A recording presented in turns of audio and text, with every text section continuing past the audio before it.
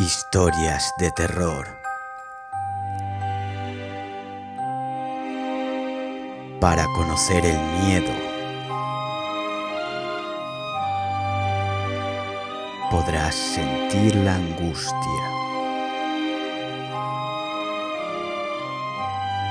y experimentar el dolor.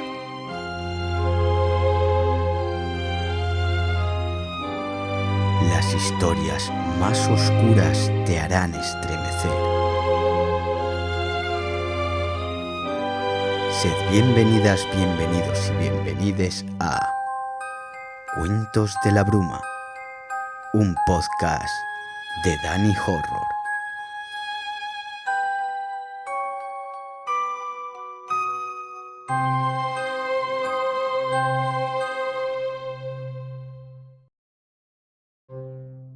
Buenas noches a todas, todes y todos. Sed bienvenidos una noche más a un nuevo relato que se descubre tras la bruma. El terror de los protagonistas del relato de hoy es el más puro y absoluto terror a aquello que escapa al control propio. Esta historia comienza así. La casa tras muros. Luis estaba revisando la casa para no dejarse nada antes de salir de viaje a la que será la nueva casa de su familia. No es fácil comenzar de cero, pero cuando la vida no te deja opciones, lo único que puedes hacer es adaptarte. Luis sabía que para él no sería tan difícil como para su hijo Miguel o su hija Lucía, pero pensaba que sería cuestión de tiempo y paciencia. Arrancó el coche, se puso el cinturón, comprobó que los niños estuvieran también listos y emprendió su viaje hacia una nueva vida. Luis se había arruinado y perder su casa era lo más difícil, pero se sentía afortunado pues no tenía hermanos con los que dividir la herencia y la casa de sus padres en la montaña le traía recuerdos de los veranos de su infancia, aunque no es lo mismo pasar 15 días en verano que vivir de forma permanente en un pueblo tan pequeño. Para las 5 de la tarde estaban llegando a Villar de Peralonso, un pequeño pueblo de la Sierra de Albarracín, en Teruel. La casa estaba al final de la calle principal, ya en las afueras del pueblo. Era una casa grande, como las típicas casas de piedra que hay en las zonas de montaña. Luis detuvo el coche a la entrada para abrir la verja, y tras abrir el candado, la vieja puerta de hierro chirrió como un quejido. Entró con el coche por el camino de la finca y avanzó hasta la entrada de la vieja casa. Era una casa bonita, pero sin duda necesitaba bastante trabajo para decentarla, pues llevaba décadas sin recibir visitas. Sus padres la compraron en el 79 como casa de fin de semana, pero desde que Luis era un niño no había vuelto por allí, pues las comodidades en Villar de Peralonso eran muy limitadas en comparación con la vida acomodada que tenían en Alicante. Miguel, el hijo pequeño de Luis, de 10 años, parecía entusiasmado con la idea de tener una casa con mucho terreno en el que jugar, pero para Lucía, a sus 14 años, era como haberle puesto fin a su mera existencia, pues los adolescentes tienden a dramatizar al extremo. Ambos salieron del coche y se dirigieron a la puerta. Luis giró la llave en la cerradura hasta 3 veces, pero la puerta llevaba tantos años cerrada que parecía encajada en el marco y no se abría ni a empujones. Voy a mirar si puedo abrir la puerta del patio trasero, y así desencajo la puerta desde dentro para poder abrirla, dijo Luis mientras rodeaba la casa. Los niños esperaban frente a la puerta principal, observando cada detalle que había a su alrededor. Miguel se quedó observando un viejo castaño que había en un lateral de la casa, que tenía un columpio roto colgando de la rama más alargada. De repente le pareció ver una especie de figura oscura asomar tras el árbol, por lo que agarró el brazo de su hermana casi de un salto. Lucía le preguntó que qué estaba haciendo, cuando de repente la puerta de la entrada chirrió con un crujido desagradable. Ambos miraron a la puerta pensando que su padre la había abierto desde dentro, pero en ese preciso instante Su padre volvió por el mismo camino por el que se había ido minutos antes. «Me temo que la llave no sirve para la puerta de atrás. Tendremos que cambiar esa cerradura», dijo Luis mientras los niños le miraban a la cara visiblemente confundidos. «¿Habéis podido abrirla vosotros?», preguntó Luis a sus desconcertados hijos. La escena quedó en anécdota, pues tenían que deshacer las maletas, limpiar y adecentar las habitaciones, y también tenían que ir a buscar algo para la cena, por lo que el tiempo corría en su contra. Sobre todo porque el sol se esconde tras las montañas a las 5 de la tarde en los inviernos de la Sierra de Albarracín, y los tres estaban agotados del viaje. Al entrar, subieron a ver las habitaciones para elegir una.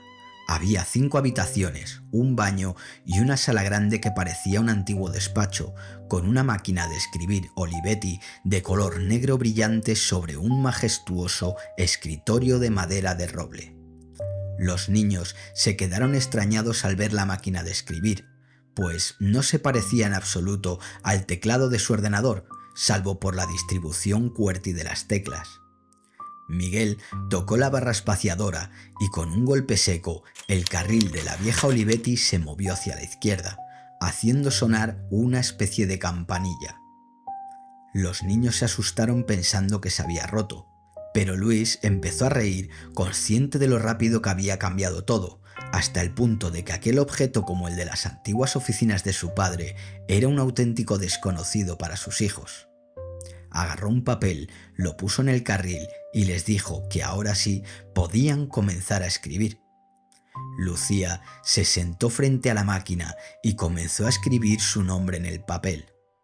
Luis no entendía cómo aún funcionaba el viejo carrete de tinta de esa máquina, pero tampoco le dio importancia. Después revisaron las demás habitaciones. Luis tenía claro que su habitación era la principal, que estaba justo al final del pasillo. Lucía entró en la que estaba frente al baño. Era una habitación bastante espaciosa.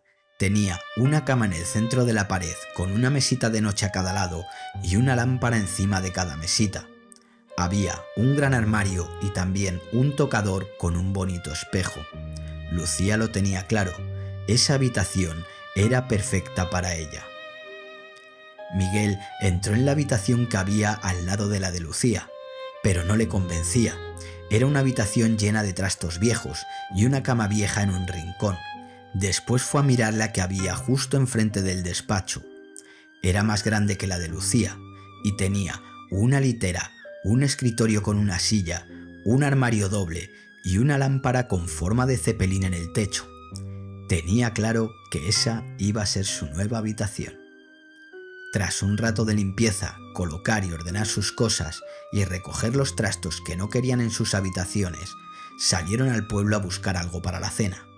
Recorrieron la calle principal, pero lo único que encontraron fue un bar que había a mitad de la calle. Compraron unas hamburguesas para llevar y volvieron a la casa. Mientras caminaban, se toparon con una anciana que les saludó amablemente. «Ustedes son los de la casa Trasmuros, ¿verdad? Los de Alicante», dijo la señora con preocupación en su rostro. «Sí, la casa era de mis padres, pero hace muchos años que no vengo por aquí», respondió Luis. La señora torció el gesto y con una mirada intensa les dijo, casi susurrando, que debían largarse por donde habían venido. Se dio la vuelta y continuó su camino como si nada. Los tres se lo tomaron con humor y no le dieron la menor importancia. Simplemente habría sido la chaladura de una anciana senil. No imaginaban que al final la acabarían dando la razón. Después de cenar, decidieron irse a dormir, pues había sido un día agotador. Lucía estaba aseándose en el baño de arriba cuando escuchó un sonido que provenía del otro lado del pasillo. Era como un repiqueteo. Pensó que sería su hermano jugando en su cuarto, por lo que no le dio importancia. Cuando terminó de asearse, salió del baño y escuchó a su padre y su hermano charlando en la planta inferior. El repiqueteo seguía sonando al otro lado del pasillo. Parecía que alguien estaba haciendo ese ruido dentro del despacho del fondo del pasillo. Se acercó a la puerta del despacho y el ruido se detuvo. Abrió la puerta, encendió la luz, entró, pero allí no había nada ni nadie que pudiera hacer ningún ruido, pues la sala estaba en absoluta calma y no había nadie en su interior salvo la propia Lucía. Durante la madrugada, Miguel se despertó de golpe, como si algo lo hubiese despertado. Miró hacia la puerta pensando que podía haber sido su padre o su hermana, pero ahí no había nadie, solo se veía la puerta del despacho frente a su propia puerta que estaba entreabierta. Cerró los ojos para volverse a dormir, pero de repente notó como algo dando un tirón a las sábanas. Volvió a mirar hacia la puerta, pero lo que vio es la puerta del despacho abierta de par en par. Al día siguiente, Luis se levantó temprano para organizar y limpiar toda la casa e ir tomando nota de todas las reparaciones que iba a tener que realizar en la casa. Mientras limpiaba el salón, abrió uno de los muebles que había tras el sofá. Dentro encontró una caja llena de fotografías. Eran fotografías del primer día que sus padres llegaron a aquella casa, en 1979. En una de las fotos, su padre estaba mirando el despacho que parecía estar allí desde antes de que ellos comprasen la casa. En otra de las fotografías, la máquina de escribir tenía un papel en el carril y estaba escrita una frase: «Yo lo hice». Esa tarde habían decidido pasar la tarde paseando por el pueblo para conocerlo un poco mejor. Luis llevó a sus hijos a un parque al que recordaba haber ido de niño, aunque no se parecía al parque que recordaba. Pasaron una tarde divertida jugando allí, pero cuando el sol cayó tras las montañas, era hora de volver a casa. Ya en casa, Miguel encontró la caja de las fotografías y se las enseñó a Lucía. Al ver la foto de la máquina de escribir, recordó el ruido que había escuchado la noche anterior. Lucía subió a la planta de arriba, entró en el despacho y miró a la máquina de escribir. En el papel en el que ella había escrito su nombre, alguien había escrito una y otra vez, ocupando todo el papel, la frase «Yo lo hice». A la madrugada, mientras todos dormían y la casa estaba en silencio, Miguel se despertó de nuevo con un sobresalto. Miró a la puerta, pero solo veía la silueta del escritorio a través del cristal de la puerta del despacho. Se dio la vuelta intentando volver a dormirse, pero de repente la puerta del despacho sonó al abrirse. Se volvió a girar, miró hacia la puerta y vio la puerta del despacho abierta de par en par y una silueta de alguien de pie en la puerta mirando fijamente hacia su cama. Los gritos de terror de Miguel despertaron a todos. A la mañana siguiente, Luis decidió bajar al sótano para ver si la caldera necesitaba alguna reparación para ponerla en marcha, pues era bastante vieja y llevaba años sin encenderse. Al bajar, un hedor nauseabundo parecía salir de una estantería del fondo. La vació, la retiró de la pared y vio una mancha de moho, como si tuviera un problema de humedad en la estructura de la casa. Lucía estaba en su cuarto decorando las paredes. Mientras colocaba sus peluches en un estante, escuchó un repiqueteo al otro lado del pasillo. Era el mismo ruido otra vez. Atravesó todo el pasillo y se detuvo delante de la puerta del despacho. La puerta estaba entreabierta. Miró por el hueco de la puerta tratando de no hacer ningún ruido. El repiqueteo parecía como las teclas de la máquina de escribir pulsándose, como si alguien estuviera escribiendo algo.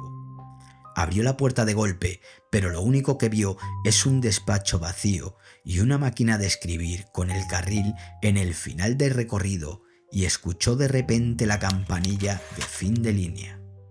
Se llevó tal susto que salió corriendo del despacho y bajó las escaleras con el espanto en el cuerpo.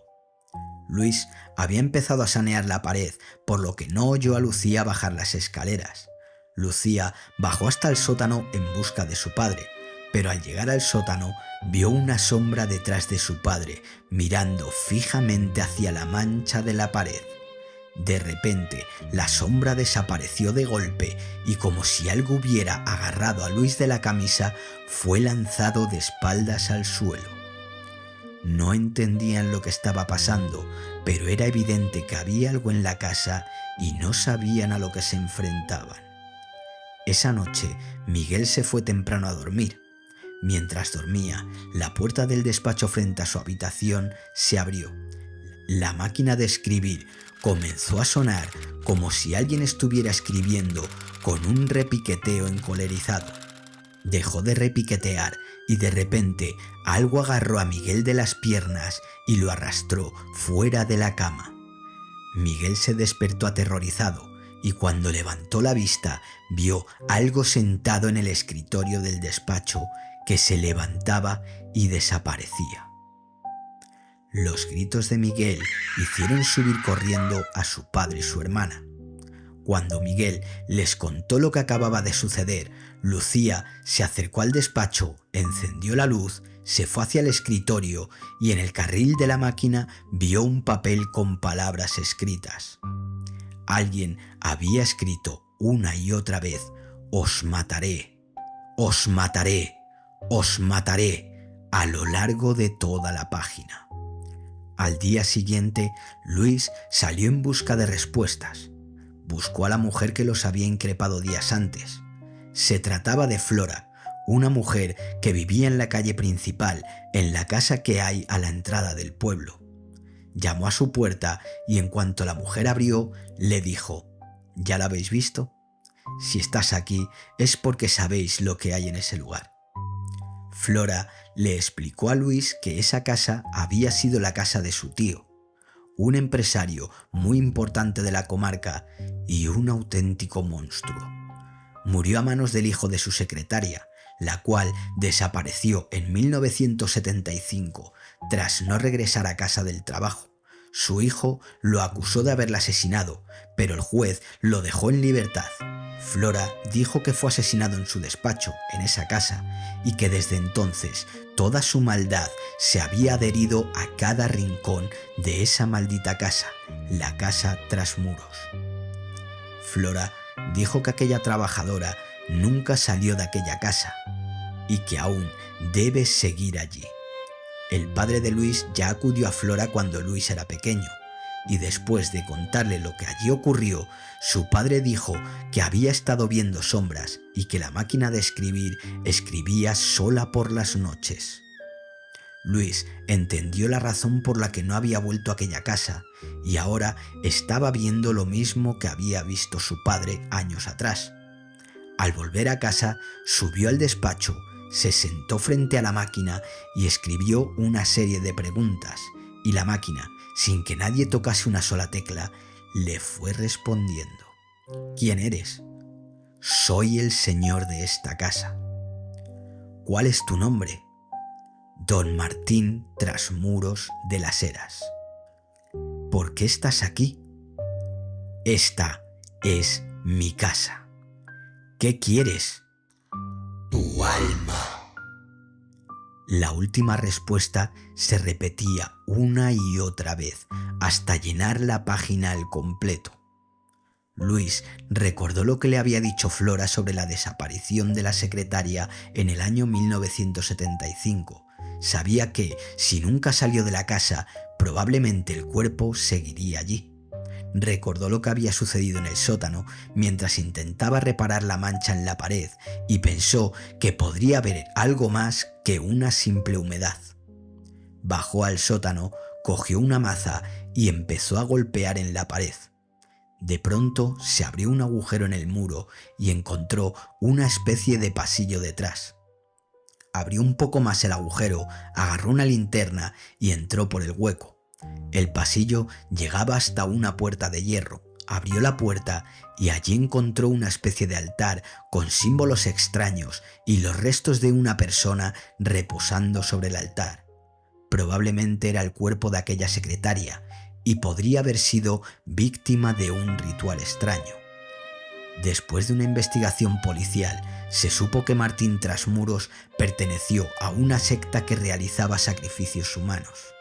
se encontró un archivo con información de la secta desde 1916.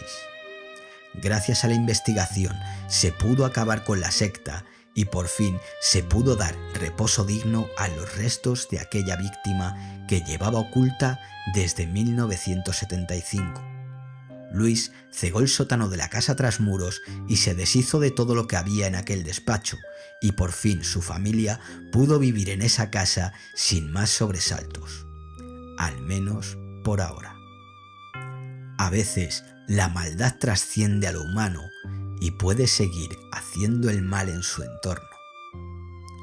Espero que hayáis disfrutado del horror que transmite este relato. Si os ha gustado, no dudéis en hacérmelo saber con un comentario. También podéis dar un like, suscribiros y compartir este relato con quienes disfruten de las historias más aterradoras. Y también os estaré agradecido si me seguís en mis redes sociales. Hasta el próximo relato de terror. Nos vemos en la bruma.